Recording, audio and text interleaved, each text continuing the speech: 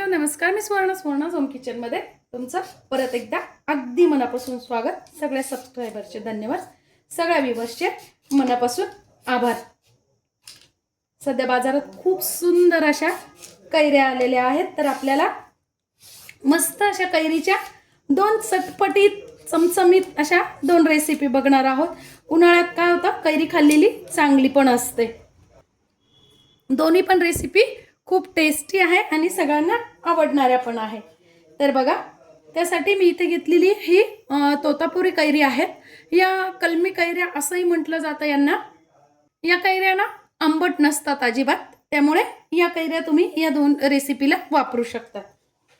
कैरीची चटणी करणार आहोत ना, त्यासाठी मी हे साल वापरणार आहे. खूप छान लागतं हे साल जेव्हा आपण असं थोडीशी कैरी पण घालणार आहोत आणि थोडंसं साल पण घालणार आहोत.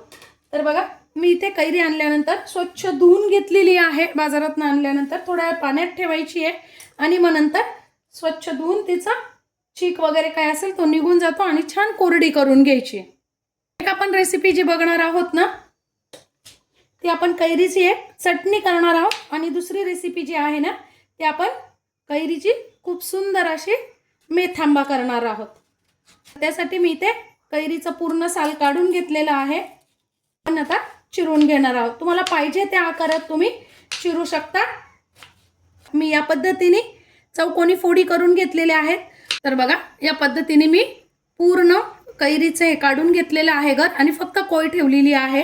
अशी जी कोय ना, तुम्ही जेव्हा फोडणीचं वरण करतात ना, तेव्हाच टाकली त्याच्यात तरी वरणाला सुद्धा खूप सुंदर अशी टेस्ट येते. एकच कैरी मी इथे वापरलेली आहे, चटणीला पण आणि मेथांब्याला पण. कैरी मोठी होती कारण, आणि थोडंसं साल घेतलेलं आहे बघा कैरीचं, आणि थोडीशी अशी कोयची जी कैरी निघाली ना, ती घेतलेली आहे. त्यानंतर आपण घेतलेले आहेत थोड्याशा डाळ्या. तुम्ही डाळ्या नसतील तर शेंगदाणे वापरू शकता. 2-3 चमचे घेतलेले आहे खोबरं, थोडीशी घेतलेली आहे कोथिंबीर.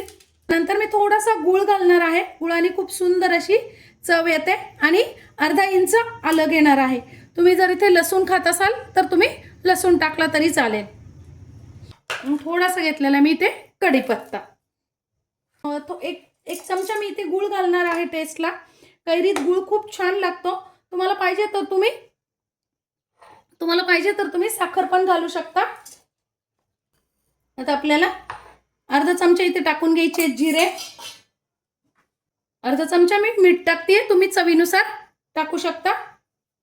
आणि आपल्याला सुरुवातीला कोरडंच बारीक करायचं आहे आणि मग थोडंसं पाणी टाकून बारीक करायचे. मस्त चटपटीत अशी आपली चटणी तयार झालेली आहे. तुम्हाला पाहिजे तर तुम्ही यावर फोडणी पण घालू शकता. मी इथं मिरच्या दाखवायचं राहून गेलं मगाशी. 3 हिरव्या मिरच्या घेतलेल्या आहेत. तुम्ही चवीनुसार कमी अधिक करू शकता. मी इथे स्टीलची कढई घेतलेली आहे. कुठलाही ज्यावेळेस आपण असा आंबट पदार्थ करतो ना, लोणचं, लिंबाचं, कैरीचं किंवा मग मेथांबा, तर आपल्याला काय करायचं आहे, स्टीलचीच कढई घ्यायची आहे. कारण तुम्ही जर लोखंडी किंवा ॲल्युमिनियमची घेतली ना, तर ते आंबट याच्यात उतरू शकतं. म्हणून आपल्याला स्टीलचीच कढई घ्यायची. तर मी इथे 1 पळी तेल टाकून घेतलेलं आहे. तेल टाकायचं आहे. 1 चमचा मोहरी छान तडतडली की आपल्याला टाकून घ्यायचं आहे जिरं अर्धा चमचा. त्यानंतर हिंग जरूर टाका आणि थोडासा जास्ती टाका. मी अर्धा चमचा हिंग घेतला कारण याच्यात हिंगाची टेस्ट खूप सुंदर लागते. त्यानंतर 1 ते 1.5 चमचा टाकून घ्यायचे आपल्याला मेथ्या आणि टाकून घ्यायची कैरी. आता टाकून घ्यायची आपल्याला हळद. कैरी टाकल्यानंतरच टाकायची आहे, म्हणजे कलर खूप सुंदर येतो. आता मी इथे टाकून घेते 1 चमचा मीठ तुम्ही चवीनुसार कमी अधिक करू शकता. आणि आता याला छान वाफ येऊ द्यायची आहे. कैरी छान मऊ होऊ द्यायची वाफेवरतीच. पाणी टाकायचं नाही. पाणी जर टाकलं ना, तर मग तुम्हाला 2 दिवसातच मेथांबा संपवावा लागेल. आणि जर पाणी टाकलं नाही ना आपण, तर आपल्याला छान 8 ते 10 दिवस मेथांबा फ्रीजच्या बाहेर पण छान टिकतो. वा, बघा छान असे 2 ते 3 मिनिटं झालेले आहेत. कैरी मऊ झालेली आहे. पटकन होतो मेथांबा, अजिबात वेळ लागत नाही. चटणी पण पटकन होते आणि मेथांबा पण अगदी 5च मिनिटात तयार होतो. आता आपल्याला टाकून घ्यायचं आहे चवीनुसार तिखट. मी ते 1 ते 1.5 चमचा तिखट टाकलेला आहे. तुम्ही तुमच्या चवीनुसार कमी अधिक करू शकता. आणि अर्धी वाटी टाकून घेतलेला आहे गूळ. गूळ पण तुम्ही चवीनुसार कमी अधिक करू शकता. मी इथे अर्धी वाटी घेतलेला आहे. एक ओवा.